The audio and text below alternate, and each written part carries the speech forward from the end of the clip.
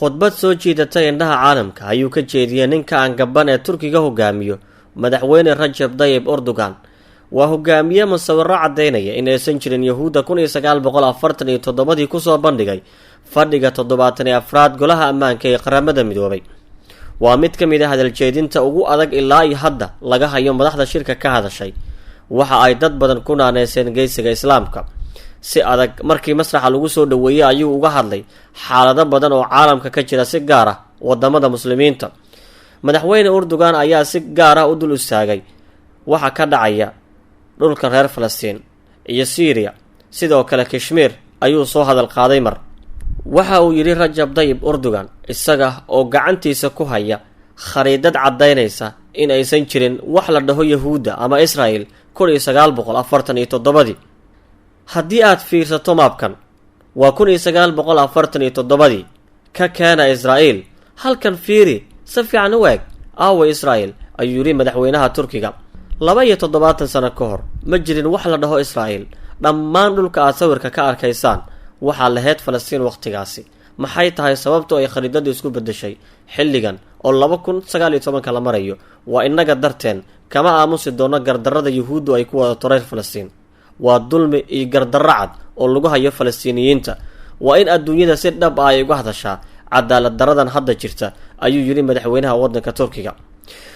1967 tilmaam kale ayuu bixiyay madaxweynaha waddankaasi Turkiga isagoo dhahaya haddii aad fiirisaan qaybtan dhexe, Israel waxa ay noqotay mid weyn oo dhul ballaarsi ay sameeysay sanad kasta. adduunyadu waxa ay ahayd mid ka aamusan halka Falastiin ay sii yaraanaysay dhulkii ay lahayd. waxaa leeyahay waxa ay sida hadda ay u dhacayaan waa gardarro garab og. kama gabanayo in aan ka hadlo xaqa. Falastiin iyada ayaa iska leh dhulka. Yahuudu xoog iyo baad ayay wadaa ayuu yiri madaxweynaha waddankaasi Turkiga. qaybta saddexaad eega sawirkan waxaan idiin tusayaa waxa dhabta ah ee ka jira. indhaha caalamka madaxdoodu waa ay ka jeedinayaan. waa og yihiin waxa ku dhacaya reer Falastiin. kama hadlayaan, ma aqaan waxa ay uga aamusan yihiin ayuu yiri madaxweynaha waddankaasi Turkiga. maanta waxa ay u muuqataa in Falastiiniyiinta dhulkoodu uu sii qarsoomayo. Yahuuda ayaa qabsatay khariidada Falastiin oo dhan. waxaa suuragal ah in sanadada soo aadan ay isbedesho xaalku siduu ahaa 1947 oo ay cagsi ay noqoto. innaga ayaan ka aamusnay sababteena innaga ayaa iska leh. innaga ayaa ay tahay in nolo ciqaabo.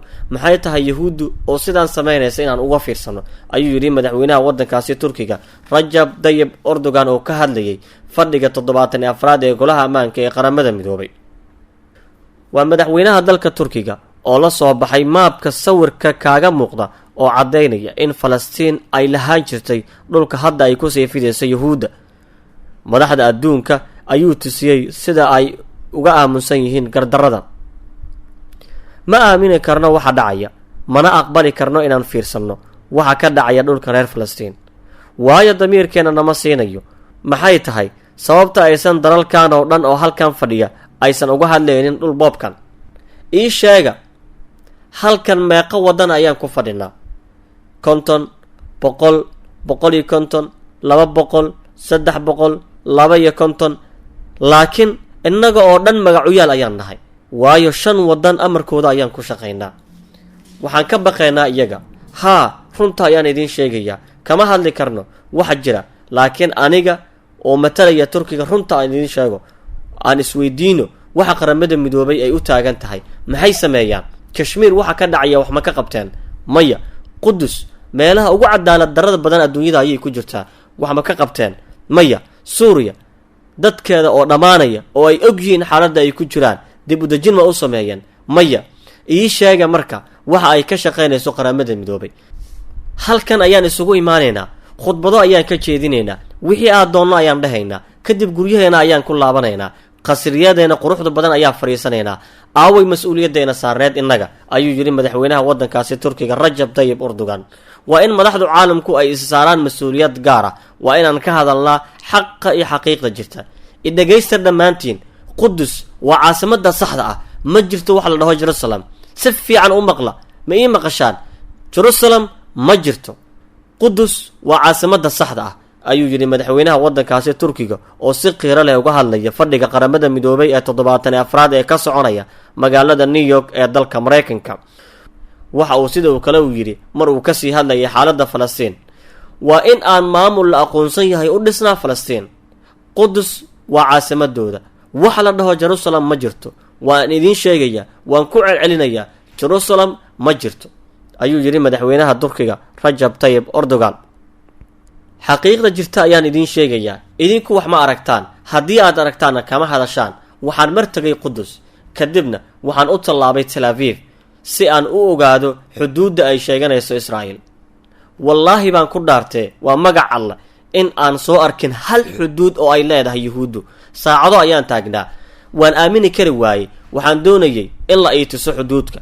waxa aan soo arkay keliya xuduudaha Falastiin ay la leedahay dalalka Carabta. sidee Israa'iil waddan loo dhihi karaa iyagoo aan xuduud lahayn? ma aamini karnaa in Israa'iil hadda ay tahay waddan? anigu ma aaminsani, mana aamini doono. Israa'iil waxa ay haysataa dhul reer Falastiin ah, sidaas darteed ma aha dowlad, mana u dhowa, ayuu yidhi madaxweynaha waddankaasi turkiga Rajab Tayyip Erdoğan. madaxweynaha turkiga Rajab Tayyip Erdoğan ayaa ku booriyey madaxda islaamka iyo kuwa carbeed in ay fadhiga ka kacaan, waxaana uu ku tilmaamay kuwa jiifa oo hurdada iska dheeraystay.